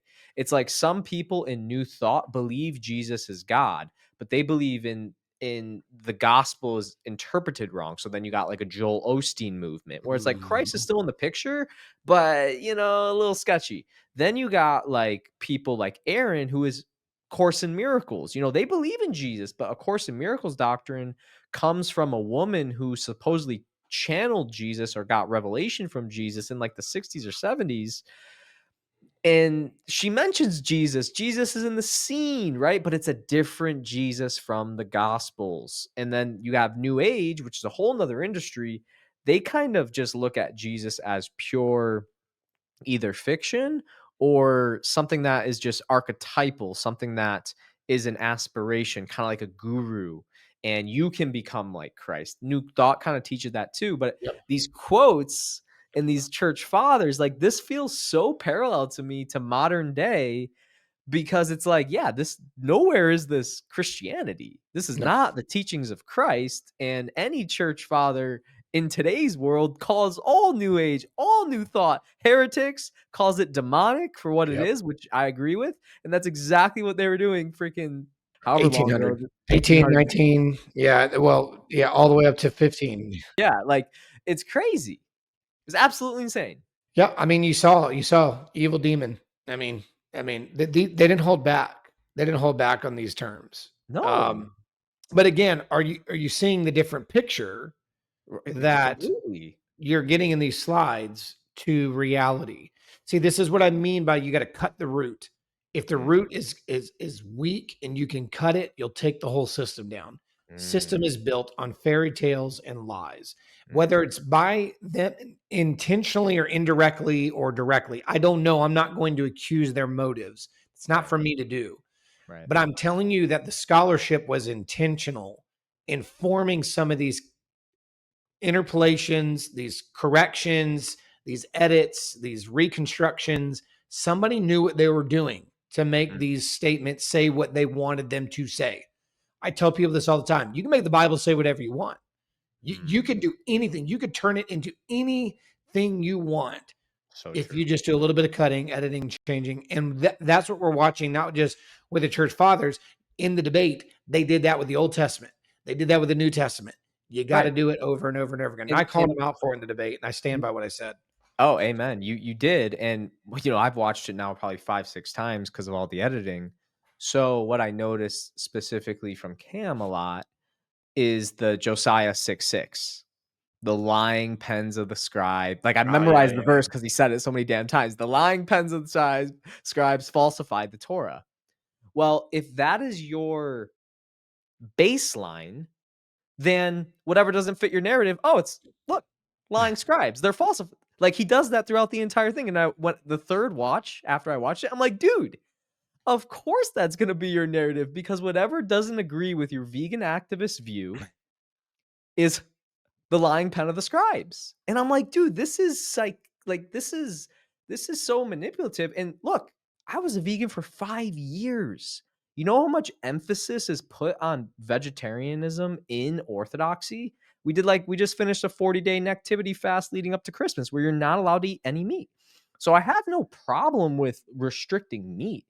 My problem, why I get a little charged about this, is because they're not giving Jesus the divine nature that he had, and it's wrong because they don't just have a conspiracy theory, they're actually doing what all other religions do, all other cults do, strip away the divinity from Christ. And it's so unfair to new believers and current believers. It's just wild. Yeah, and I think the verse that he was referring to is possibly out of Jeremiah, chapter 8, about the lying scribes. Oh And yeah. I think it's Jeremiah. I could be wrong about that. I think it's Jeremiah 8, but it might be said more than one time. God condemned his people quite a few times for this kind of thing. But I do know that when he condemns them for the lying of the pen, it's because you Oh, can. sorry. Hosea 6:6 is I desire mercy, not sacrifice, which is another thing they acknowledge a lot. I think it's Jeremiah 8. Somewhere between verse 6, 7, 8, 9, somewhere in there. There's a statement specifically about the lying pen, the lying of the scribe. Because a scribe has the responsibility to give to the people Yeah, what a Jeremiah text. 8:8. It's 8:8. Okay. Yeah, I knew it was I a knew double it's number. I have dyslexia. It's like it's the 6:6, somewhere in 8:8. there. Yeah, I knew it was double. Yep, yep. But he took, but they have a text, they have a truth in front of them, and the scribe's job is to give the people what that original text said. A lying scribe is going to make intentional edits, intentional changes. Right. The very thing that they are accusing of They're has doing. been done here, either by them or by those that they quote. But it is your responsibility to get your quotes right. I'll leave it at that. Amen. The next slide I think is Jerome. He has 2 slides on Jerome, and then we'll wrap this thing up. Okay. Jerusalem. Paul once says that the Jerusalem apostles under James asked Paul to remember the poor in Galatians 2:10. The Hebrew word is ebion, or plural ebionim, for the poor. Paul said he intended to remember the ebion at Jerusalem by giving gifts. And so Jerome, in Jerome's commentary on Galatians, says that in this passage of Galatians 2:10, when Paul says, quoting James, to remember the poor was the name of the Jerusalem church, or the Jewish believers, the congregation of Ebionim. And so we see some obviously correlation there with the Dead Sea Scrolls. Yeah, the Jerome one's bad. I remember reading that one in your document. That like the other a couple, I was like, these are bad. The way you just explained it made me see it really good. But the Jerome one, this is bad. So this one was hard because it was so different that it really took. So I'm gonna have to I'm glad I get to share my screen and kind of show, because Yeah. oh my goodness, I probably spent 2.5 hours on this one quote. Now, why is that? Like, why are these so complicated to find? Is it because only students, and you mentioned students in a certain app. Like, what's going on there? Why is these so The hard? the commentary in English wasn't hard to find, but you have to understand from my perspective, I want the original language. I want a copy. And Jerome wrote his commentary of Galatians along with some of the other epistles in Latin, Mm, which is the first tip off that I have that this is wrong mhm, because the Latin word, that he would have just not used Latin. He would have said Ebion because it's not a Latin word. So I went through this, I'm telling I finally found a scanned image of a Latin text of Jerome's commentary, and it was really hard for me to do that because the whole thing was in Latin, mm. including the pages and all that. It was like, okay, I got to find where I am. Like, and Wow. again, I admit, I Greek. love your passion for finding the truth, man. It's so Oh inspiring man, to me. To me, I kind of have fun while doing this, but Greek is my primary language of study. Um, Going into Hebrew and then Latin somewhere with the Hebrew, and then I had to do a little bit, um, in some of the other languages, the Egyptian, the Coptic language, due to the Nag Hammadi and so forth. So I had to tamper into that too. So I kind of had to like introduce myself to a lot of these. Greek is definitely my primary functional usage of study in New Testament. Latin, I'm enough to be dangerous with Hebrew and even Coptic, but enough to know where I'm at and to gauge. Well, I finally found it. I finally found it. It took forever. Because an English translation doesn't satisfy me because it can do the same thing here. I want to get down to the text. Mm, And so here's his quote. Paul once says that Jerusalem apostles under James asked Paul to remember the poor at Jerusalem, Galatians 2:10. The Hebrew word is ebium, or the plural ebonim, for the poor. Paul said he did not intend to remember the ebion at Jerusalem by gifts, that he did intend. Jerome, the translator of the Latin Vulgate in 405. And by the way, this was also very difficult because I was trying to figure out which part is Jerome and which part is like somebody leaving his commentary. And if there is commentary, which there is right there, is this coming from Aaron? Is this coming from? I still don't know. This section, Jerome, the translator of the Latin Vulgate, all this. I don't know if that's Aaron's note or somebody he just copied and pasted. I have no clue. So it took me forever to find this. His quote mm, comes right here. I think this is the only quote from Jerome right here. The holy poor, the Ebium. Now, this is um, my notes, by the way, because I put this here. He just put this as Jerome and he wrote a date. It's from St. Jerome's commentary in Galatians, and I have the publication date of the book, book 1, Galatians 2, page 103, 104. And that is also in the Latin text that I was using that was side by side. So again, took me forever to find this because somebody didn't put their proper footnote as to where they're getting this from. By the way this was done. Now, I'm an adjunct professor in seminary, and I also teach high school apologetics. I would flunk both groups if they would have turned in research like this. Okay. I'd have flunked them as a professor and a teacher. To turn in citations by just a name and a date tells you nothing. You have no framework of reference. And if I had to do this to one of my students and backtrack all their quotes, I'd have flunked them for the time it took me to backtrack. Or I would just turn back to them and said, you need to take this back if you don't want a zero. wow. And I'm not a very strict teacher on some of that stuff. Like I'm actually pretty loose on some things. I try to spend most of my time in interaction and discussion. But if somebody turned in a research paper like this, they would have had it sent back for partial credit, or if they would have continued to send it in, they just would have flunked.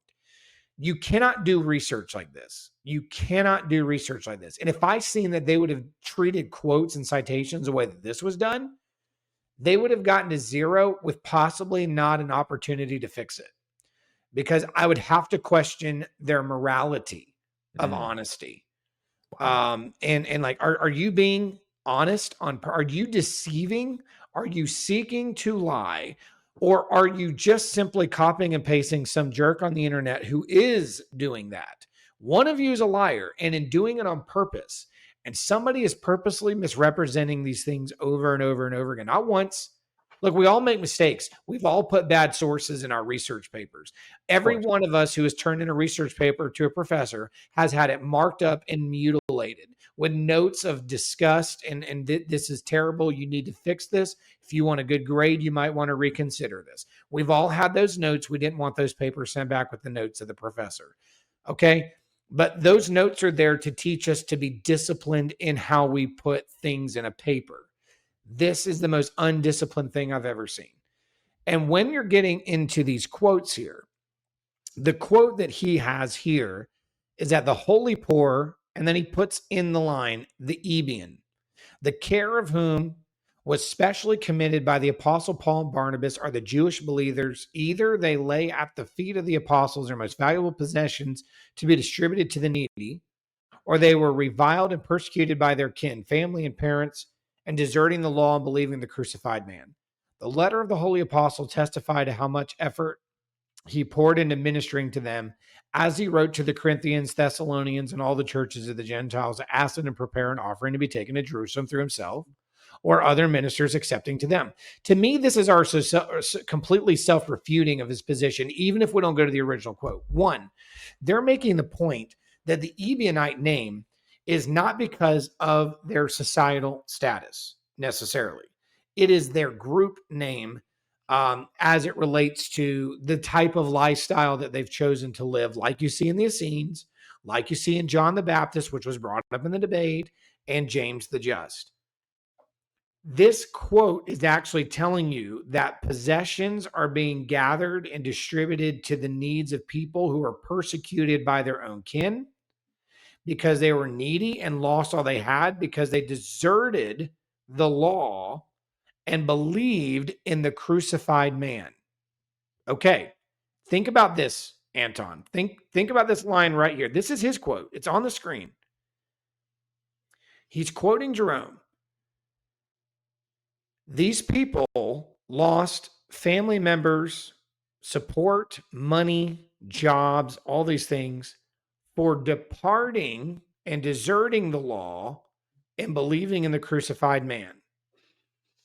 Okay, question. If the holy poor, the Ebionites, the care of whom was specially committed by the apostle Paul and Barnabas are Jewish believers,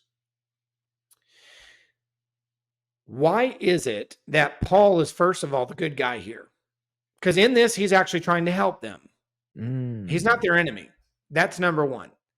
Number two, the reason they're poor is because they have deserted the law to follow the crucified man, and their Jewish family and friends have rejected them for it. So who are the actual Ebionites, or if you would, the group Ebionites, which I don't think existed at this point, who are actually the sect of what became the Ebionites in the narrative of the commentary? It's not the people that are the poor getting the offerings taken up for them. It's the people who made them poor. It's the people who actually adhere to the law instead of the crucified man, who are actually persecuting their own family and friends and taking their jobs and lands and persecuting them because they have rejected the law to follow the crucified Jesus. The true Ebions in Jerome's commentary are actually not Ebions because he doesn't even use the word. We're going to see in a minute. The holy poor that he's referring to are people who departed from the law. How can that be the Ebionites they spent a whole debate defending, saying that they didn't desert the law, they held on to the law? Like, what are you talking about here? And again, now they're going to say that the law that they were using didn't have animal sacrifices. Like, let me just go ahead and clarify that if somebody's watching this and didn't watch the debate. But Jerome's commentary, just on his quote, without even going to the original source, is refuting their position. I don't even know why he used this. I'll tell you why he used it. He's focusing on this line right here, the holy poor, the Ebion. And there's an insertion here. Let's go to the actual quote, shall we? Here's the Latin. God. Here's the Latin. I'm scared. Sancti pauperis. All right. Holy poor. Sancti pauperis. Holy poor. There is nothing in this first line. Quarum, perucape, apostolis, none of this has Ebion in it. It's not in the Latin. The word Ebion is not there. This, folks, is an insertion. Wow. It's Wow. an insertion. Wow. The actual quote and translation, and most translations, are just simply this: the holy poor, the care of whom was specially committed to the apostles of Paul and Barnabas, are Jewish believers. Jewish believers. Why are they being donated to? Because they turned away from the law of followed the crucified man by their family, friends, and neighbors. That's why. And they're getting possessions, money, not because of their name, but because of what happened to them. They are societally outcast from everybody else because they rejected the law for the crucified man. To me, it sounds like almost like hippies. Hippies, huh? I mean, like that's like the comparison I'm making to modern day. Like these people didn't want to obey the times, so they're like hippies and they're like homeless. Is that I mean, am I tracking that right? Well, they're homeless because they lost everything, because they were treated as outcasts because they've rejected Moses to follow Jesus. And so they've been alienated by their own family and friends. I see. So the Jewish believers, think about it. You have Judaism, and now there's these Jewish people who have rejected Judaism's system to accept the messianic system of Jesus of Nazareth, raised from the dead, who was crucified on a Roman criminal cross by his own people in Rome. So the Judaizing family members are now seeing these people reject their upbringings to accept this crucified man as risen from the dead and their savior. And now they're being alienated from the Judaism family and kicked out of their homes. They're losing their inheritances. They're losing their livelihoods because they follow the crucified man. The Ebionites did not reject the law. They did not reject it. They did not desert it. That was not their accusation. So who are the actual Ebionite Jewish people here? Again, the problem is that the commentary he's using is already self-refuting. Then we find out, as I put in my notes, there's nothing here about the Ebionites. Zero. The Latin does not use this word at all. This is an assertion that Jerome does not have in his mind. In fact, he is referring to the poor in the sense of materialism to start his entire paragraph. It's incorrect. That's wild. Okay, this is wild. Okay, let me make sure I'm tracking. I know that was a lot. Okay, so could we say these are Christians? Or no, because they reject the Old Testament. We can say that the people that Paul is taking an offering from are the holy poor, and he's calling them holy because they are Christian Jews who have sacrificed everything To follow Jesus. Jesus. The people that are persecuting them are Jews in the system of Judaism Who that don't are believe continuing. Jesus was the Messiah. Right. So, again, these are not called Ebionites in the sense of Jerome's day, because Jerome didn't even use that word. Jerome uses the word Ebionite all the time. He talks about the Ebionites. Not here. Not here. It's not in the text. It's not in the Latin text. It's right here, folks. I see Go it look now. it up. Here's the reference. I'll leave it highlighted for a minute. I see Go it look now. it up. I see it now. Okay. It's not Wow. there. Okay, So the poor, the holy poor, are Christians who follow Jesus, who actually are being accused of deserting the law. Ebionites did not desert the law. right. It can't So be them. It's a different group. it's a different Not group. Right. the Exactly. as So I tried to say in the debate, the oh group my that Paul was God. talking about that they keep calling Ebionites is not the same same groups that group. Jerome and Epiphanius are talking about. They are not the same. They're not the Oh, same. okay. Now I fully understand. Wow. And it's not a name of a group. It's a cultivated name of a people that are in a societal dilemma. They are poor because they lost everything. Right. It's not They because believe of in their Jesus. association. Right. Wow. It's bad. So Cam and Aaron are more these people than the Ebionites they claimed they follow. Yes, basically. I mean, at the end of the day, that's what it is here. Shall we continue? I wish we were done. We're almost there. We gotta. We haven't I'm got. good. I mean, it's up to you. If you got the time, I'd love to keep going because this is my brain. Now I feel like I can debate somebody on this topic a little bit, which I'm excited about because people throw this crap around with so much confidence to Well, you have my defute notes. Jesus, man. It's like they think they're supporting Jesus. Bro, you don't even know who Jesus is. Like, Oh man. gosh, like this man is why is it's the only name that gets so scrutinized through time. It just nothing changes.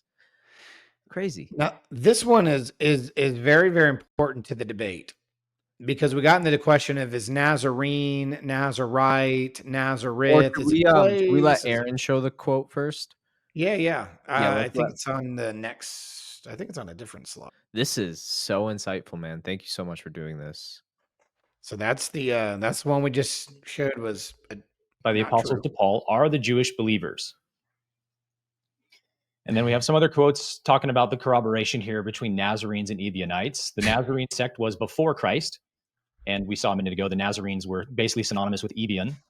Oh, heresy right there. All right. So you have Epiphanius at the very top left. Okay. Yep. We'll take that one. It's like, oh, wait, that one's only a couple words. What could you possibly have to say about that? And that's a Uh, massive statement.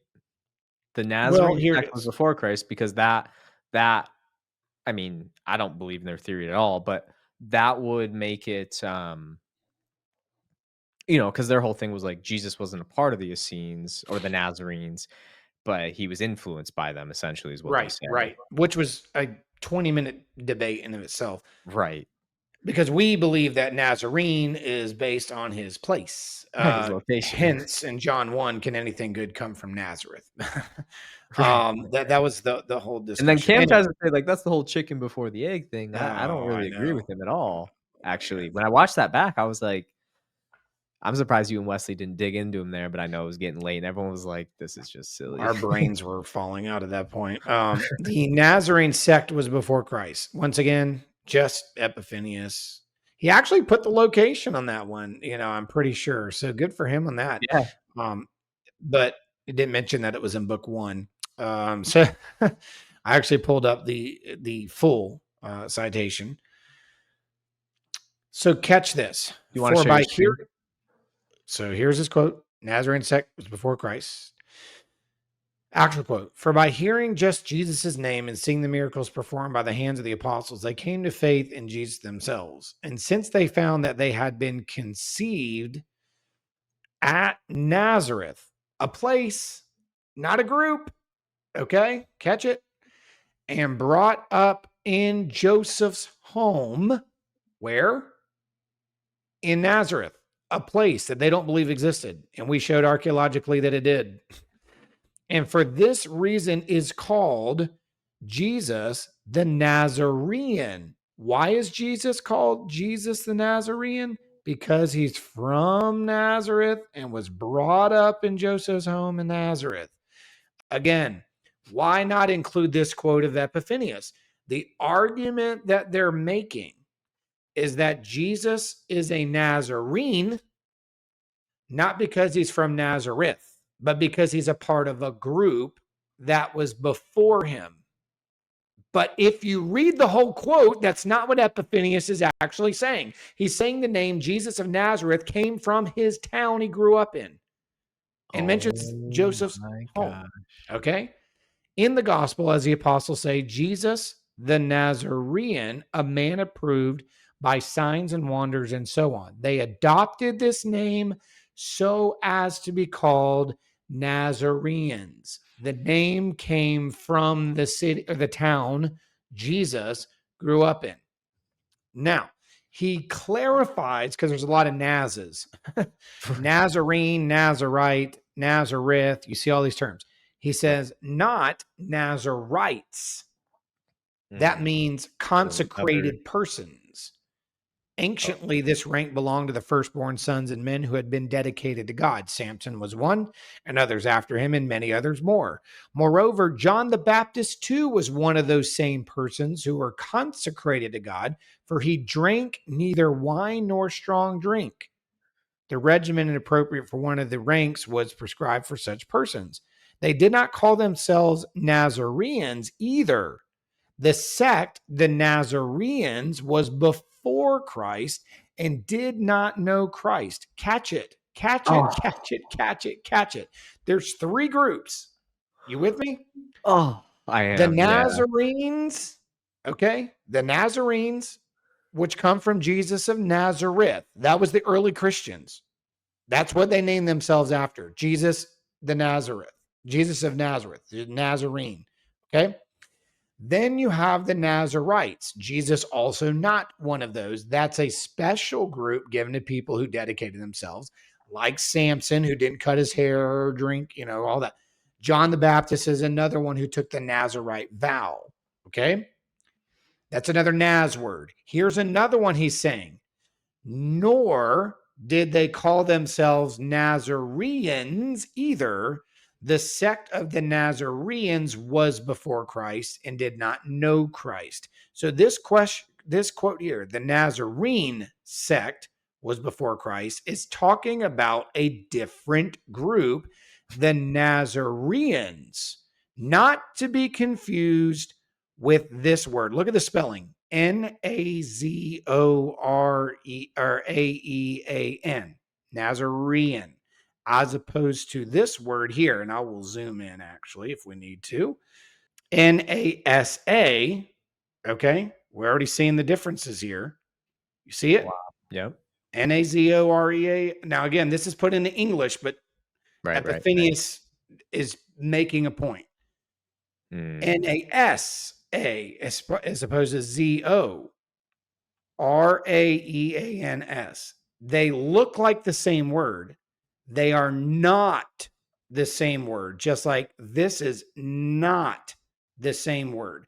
So actually, the quote that Aaron gives, the Nazarene sect, is coming from this quote word, and he is asserting it right here, saying that they're actually the same, when actually this is a different group, not associated with Jesus.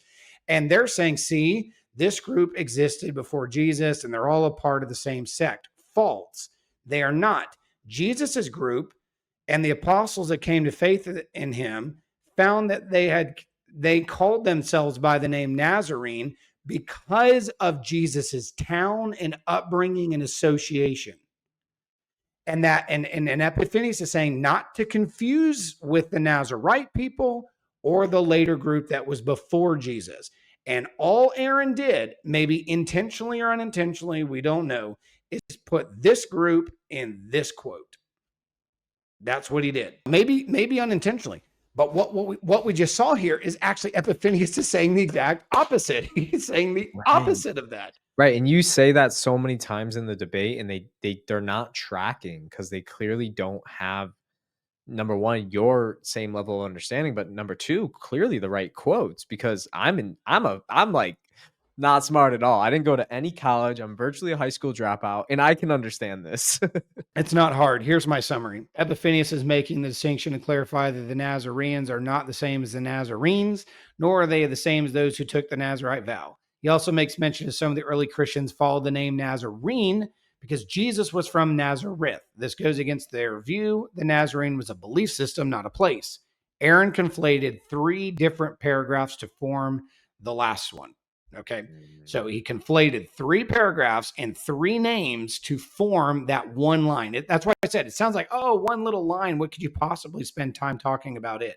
A lot, because a lot is happening. And he made a major, major mistake in that quote. The next one that they did was specifically from Josephus.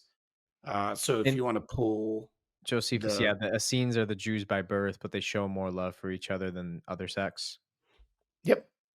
So there's two. And then there's the main ones. There's an Epiphanius there and another Josephus. Okay. And really quick, who, I know we're not really explaining who like Epiphanius was and Irenaeus and all these guys. Who are these people? I mean, I know they're early church fathers, but Josephus was not a church father. So Josephus is a first century historian who actually fought in the Jewish wars. And so he is actually writing a historical account of the Jews. All the way up to the war that he also participated. He was a general, became a court historian by the end of it. So Was he a he's reporting. Christian? No. I Some think that's argue important. there are citations about Jesus's family and even Jesus and Josephus, but they're highly disputed whether he actually wrote that or their interpolations. But he is regarded as a very important historian for the Jewish practices, like during the Maccabean Wars, all the way up to his time. Interesting. So Josephus, he makes this quote here about the Essenes, right? The Essenes are Jews by birth, but they show more love for each other than the other sects. That's the quote from Josephus. Actual quote. For there are three philosophical sects among the Jews. The Essenes are Jews by birth and seem to have a greater affection for one another than the other sects have. That's the quote. The Essenes reject pleasures as an evil, but esteem abstinence and the conquest over passions to be virtue. They do not marry, but choose out other people's children while they are pliable and fit for learning, and judge them to be their family, and form them according to their own manners. They do not absolutely deny the fitness of marriage and the continuation of mankind that it ensures, but they guard against the behavior of women, the lascivious behavior of women, and believe that no woman is faithful to one man. Well, basically what they do is kind of like we can't procreate in our sect. So they kind of like adopt other people's family members and bring them into their training and teaching. They don't Sounds trust real women. godly. Well, the reason I underlined this, by the way, is I thought this was funny. Because we talked about women a couple of times in there. I think in the testimony of Aaron, he was talking about how they were at a church and putting women down because he wouldn't let them preach or something like that. And it's like, so here's the most anti-woman, woman's rights statement you could ever have. They guard against marrying women because they believe that no woman could be faithful to a single man. I found that really interesting. You By the way, just can't this make this stuff up, dude. I love God. The Bible is so sound. I just uh, it just so when you it's this just is from the Jewish Wars book par 2, for the course. chapter 8. Just to give the actual. Then he has the other quote in there from Epiphanius. For this group did not name themselves after Christ or with Jesus' own name, but Nazarene. All Christians were called Nazarenes once before the disciples began to be called Christians in Antioch. They were so-called followers of the apostles. They dedicated themselves to the law. However, everyone called Christians Nazarenes, as I said before. Now, I touched on this briefly. Now, I want you to see this. This is what Epiphanius actually says. But at all the time, all Christians alike were called Nazareans. Now, remember, the Nazareans goes back to what we already read earlier. That is because Jesus was from the city or the town of Nazareth where he grew up in Joseph's home. They also come to be called Jesseans for a short while before the disciples began to be called Christians at Antioch. Now, notice that whole line is omitted in his quote. But they were called Jesseans because of Jesse. I suppose, since David was descended from Jesse and Mary was a lineal descendant of David, this was a fulfillment of sacred scripture. Since the Old Testament, the Lord tells David, of the fruit of thy belly shall I set upon thy throne. So when they were called Jesseans, then shortly after the Savior's ascension, and after Mark had preached in Egypt in those times, certain other persons, supposed followers of the apostles, seceded in their turn. Now that's Epiphanius, book 1, right there. There's your. But notice his quote skipped the section about the Jesseans and conflated the statement dedicated to them with the Nazarenes. He also did the same thing for the line supposed followers of the apostles, which was dedicated to the Jesseans, not to the Nicaeans. So catch that. See this line right here? 5 and 6 paragraph. Supposed followers of the apostles is in reference to the Jesseans. Notice what he did here. He stuck it right here. There is a ... but he skipped who that was referring to. The so-called followers of the apostles is in reference to this group. Okay. For this group did not name themselves Christ, Jesus' own name. All Christians were called Nazarenes once before the disciples began. That line here, for a short while before the disciples began to be called Christopher Antioch. He's saying the name that they had was actually the Nazareans, when actually they were called the Jesseans before the disciples. He's saying the Nazareans were before the disciples began to be called Christians in Antioch. False. His statement is the Jesseans was the name that they were given before the disciples were called Christians in Antioch. Again, there's no break here, by the way. Notice he doesn't put the ... here like he did here and here, because he skips this line to go straight into this line when actually it was the Jesseans name that was used before, not the Nazareans. So again, we have editing, changing, taking lines all the way down in 5 and 6, inserting them back up here with 1 and 2. This is manipulating quotes. That's what it is. That's what it is. The last one is Josephus that was on that page, and this is the last one.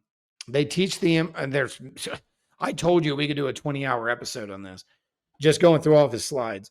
They teach the immortality of the soul and esteem that the rewards of the righteous are to be earnestly striven for. The Essenes do not offer sacrifices because they have more pure illustrations of their own. And that's there's their narrative being fulfilled right there. Well, once again, Antiquities of the Jews, book and section is 18, chapter 1, section 5. All right. The doctrine of the Essenes is this, that all things are best ascribed to God. They teach the immortality of the soul. That's where his line picks up. And the rewards of the righteous are to be earnestly striven for.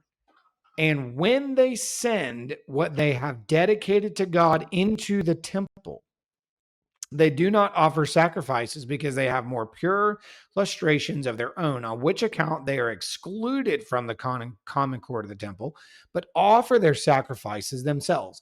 The reason I underline this is because it does pretty much prove the idea of they refuse to give blood sacrifices themselves. But did you notice where they still go to give their non-blood sacrifices? The temple. What did we learn the whole entire time in the debate? And we spent multiple hours talking about when it came to the Essenes view, because remember, they're conflating Essenes and Ebionites.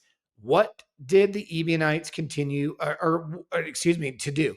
He's saying here, the doctrine of the Essenes is this, that they did go to the temple. Right. And Aaron and Cam was saying they rejected the temple. Right. And that they didn't go to it, that it was treated, and they admitted that was particularly the position there. But notice how he says they still go to the temple. Because they even said the part about Mary and Joseph going to the temple could have been a lying pen of the scribe. Right. Right. So here it is. But notice what the whole they brought. This is crazy. They brought pigeons. They brought animals. They didn't bring what the Essenes are supposed to bring. The Essenes brought their purification offerings and still tried to go to the temple to get, I guess, points with God. I don't know. But Mary and Joseph, if they were a part of the Essenes and this was a part of their group, they are not going to be bringing the doves, the pigeons. They're not going to be bringing the birds. They're going to bring one of these offerings right here. But they didn't do that, did they? They didn't bring the birds to let them go free. I mean, they were following the Mosaic law exactly how it's prescribed in Leviticus. Now notice the skipping of lines again. Josephus will say in the same paragraph that there were close to 4,000 men who were in this group. And notice that they did go to the temple. So he tells us that the group of the Essenes was a calculated number of around 4,000 men.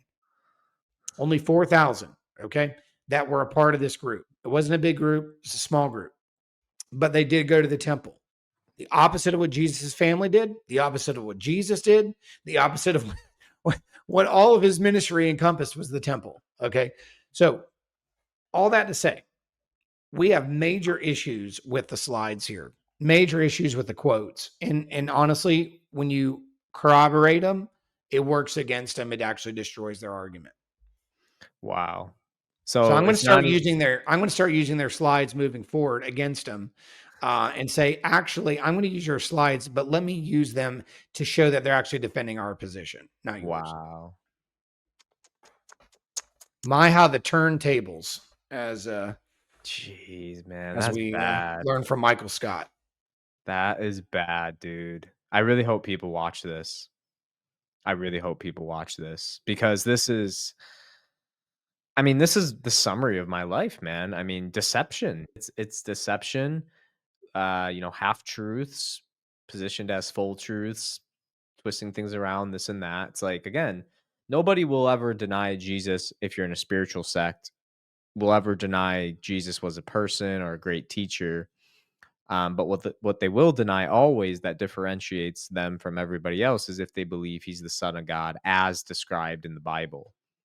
Because one thing I wanted to show, and I really wanted to show this up, but Wes interjected and didn't want it to happen, was that Aaron claims he believes nobody. I asked him specifically, because I come from this world.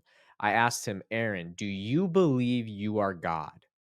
I asked him that because New Agers believe they're God. Look at this, Steve, and I want you to see this too, because this is important for all the audience to see. Because again, either Aaron changed his belief, or maybe there's something way deeper going on. So my question for you, and this is something that I have to ask, this is something that I know what my answer to this is. This is something that I think most people want to know. Is Jesus God? I love that question. So do I. And it's a resounding yes for me. Yeah. The caveat is, so are So you. are you. Can I give Try you a to- hug, bro? Oh my God. Was that your exact answer? That exact answer. My Had a exact feeling. answer is so are you. Oh boy. That's why, to me, at the end of the debate, and then we were getting all caught up on sacrificial system, this and that. I'm like, yo, this is a secondary question. You guys claim you believe in God as Jesus, but you clearly don't. And I had so many clips ready just because I wasn't trying to. Again, a lot of people think I had very ill intent towards Aaron in this debate. And I actually made a video about this. So if I had something to conceal about my intent, why would I make it public? I told people Right. how I felt. I said, look, before I got to know Aaron, I was like, look, this guy's just another heretic. He's another Pharisee pretending to be a lover of God. And he's going around deceiving people. And I have a soft spot for that. So I am going to put him in a position where he's very uncomfortable to get the truth out of him. What do you believe, dude? And I want people like Steven and Wesley to have me, because I can't fully debate that because I don't know theology. I can talk about my testimony, my experience, what I've learned, but I'm a year into this all. So when he said on the stream, no, nobody can be God, that's when my brain was just like, dude, you're lying. And that's not right, because there's a deceptive element here that it's just not right. I don't know how else to say it. It really makes me upset because I think Aaron's a really, really cool guy. I mean, I got to know Yeah, him. he is. He's Yeah, a cool he guy. is. He's a really cool guy. But I'm just like, dang, man, this is not cool. No, like I said, the idea of them being nice or anything like that, I would never deny. Super great, super easy to talk to. Um, but man, there's so many flaws that I hope their eyes are open, they see it. I hope that if this is not them being intentional, that they actually go back and revisit these things and realize they've been lied to. This is just a lesson to all of us, and we've all failed in this. And I just want to admit that I have too. We've all failed in this subject of fact checking ourselves and making sure we're putting the proper things in place. So we need to be very, very careful when we do this, when we go put quotes or try to make a case by just cherry picking. We need to actually make sure we understand the original source, its intent, its purpose, its context, and be very, very careful in doing so. Because if not, we can create really, really dangerous and bad theology or teaching that can mislead a lot of people that aren't going to go behind you and research it. So it's a message for all of us. It's not just for Aaron and Cam. That's for me and you. I mean, that's for all of us. 100%. We all need to make sure we're doing better in this. Amen. Yeah. And for everybody listening, my kind of closing thoughts are, look, I'm a Christian for a reason. If you heard the debate, you heard that I used to be the person that called Christians schizophrenic. I was a hater of Christians. I saw it as the most hypocritical people who think they know God and they don't know God. I said a lot of the things Aaron says now. I don't got to explain how I came to the truth, but essentially I realized everything I thought I knew about God, the nature of God, spirituality as a whole, was completely inverted, actually. And that what I thought was connecting with God was actually sinning. And once I saw that and got to grow a relationship with Jesus, read the Bible, start going to church again, it was a long process of what I felt was almost like mass hypnosis, where I was almost so deceived, it freaked me out. And it took years to deconstruct and still takes time. I'm like I said, I've probably said a ton of heresies in my videos. But what I do know, like I said at the end of the debate the other day, I believe in the Bible. I believe it is sound. I believe it is the word of God. I believe Jesus was God incarnate and fully God, fully man, second person in the Trinity, resurrected and died for our sins. I really know this in every ounce of my soul, not from just logical understanding. And I know that's where Aaron's community kind of critiques Wes, like, oh, he's all heady. Where's the heart? Well, if you go beyond that and look at the fruits of Wes's life, you will see the heart. And that's the difference between New Age spirituality and Christianity, is that New Age spirituality sounds good. It's like, it sounds beautiful. It sounds self-fulfilling, empowering, but this is the doctrine of Lucifer. This is just what it is. It's a prideful thing. And when Christ in the beginning, it might feel a little boring, might feel a little dry. But as you give it a chance and you read the Bible and you read the Word of God and you give church an attempt and you meet with priests, all things I did, the scales start to come off your eyes and you go, holy crap, I've been missing something. And then it's funny because the fruits come quick. Like, I can't even tell you, so much of the past 2 years of my life has been so chaotic, but I have felt peace through it all. And I really believe that's because of Christ. And that is a spiritual void I could not fill anywhere else. And my life was 10x better in the New Age. I made more money. I had more friends. I traveled more. Everything was better physically. But spiritually, I was completely dead. So I really hope and pray that you listen to Stephen's words and even rewind this to look back at the really deception that Aaron may have put you through. Again, it's not a shot at his character. It's just, he's clearly misled himself and he thinks he's doing the right thing and leading people to truth. And like I said, the devil would never, ever, ever show up evil. It's not that stupid. Evil is intelligent and it has to deceive you. So it gets you with, a fancy image, good words, a good doctrine that suits your pride, but it's all lies. Yep. So Good stuff. Good yeah. stuff.